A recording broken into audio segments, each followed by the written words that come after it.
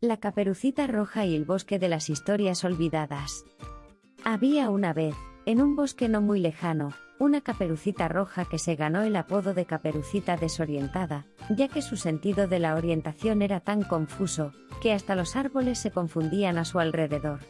La madre de Caperucita decidió encomendarle la tarea de llevar una canasta de golosinas a su abuelita enferma. Aunque en el fondo sabía que era prácticamente inevitable, le advirtió: no te pierdas en el camino. Caperucita Roja aceptó la tarea con entusiasmo y se adentró en el bosque, pero no pasó mucho tiempo antes de que se perdiera. Decidió usar su brújula, pero la miró al revés, y terminó dando vueltas en círculos. Se encontró con un lobo astuto que le preguntó a dónde se dirigía. La confusión de Caperucita Roja la llevó a responder: a la casa de mi abuelita, pero no tengo ni idea de dónde queda. El lobo, intrigado por la situación, decidió ayudar a Caperucita Roja a encontrar el camino correcto.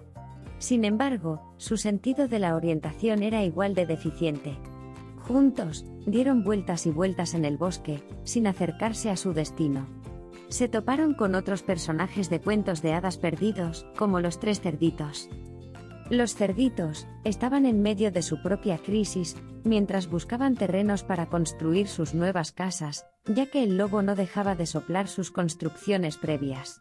Al ver al lobo junto a Caperucita, entraron en pánico y comenzaron a correr en diferentes direcciones, sin rumbo fijo.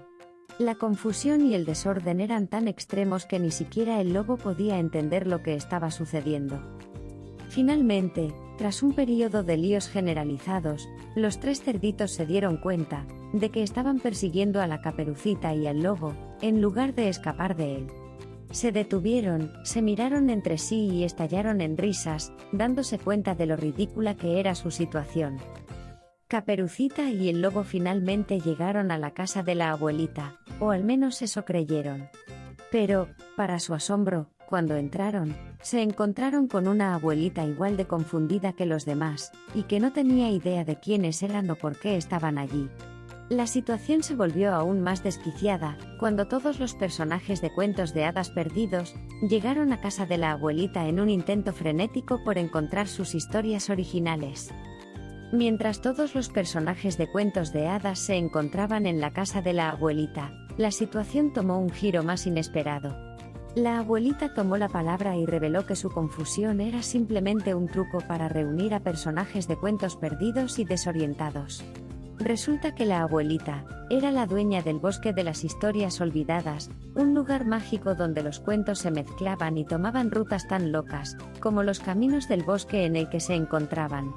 Resultó que en el bosque de las historias olvidadas, los cuentos clásicos se transformaban en versiones divertidas. La abuelita, con un toque de magia, les ofreció a todos la posibilidad de elegir sus propios destinos.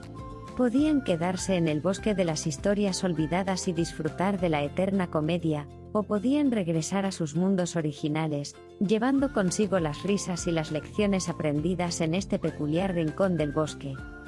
Caperucita, el lobo y los demás personajes, después de pensarlo un poco, decidieron quedarse. Abrazaron la locura y las risas interminables. Y así, el bosque de las historias olvidadas se convirtió en su nuevo hogar, donde cada día era una nueva aventura cómica y cada encuentro, una sorpresa absurda. La vida, como el bosque de las historias olvidadas, es impredecible, y siempre tiene algo sorprendente guardado para aquellos dispuestos a abrazar la confusión con una sonrisa. La diversión y la amistad pueden surgir de las situaciones más caóticas, enseñándonos que, en lugar de temer a lo desconocido, podemos encontrar la alegría en lo imprevisible, y disfrutar de la vida con un corazón ligero y risueño.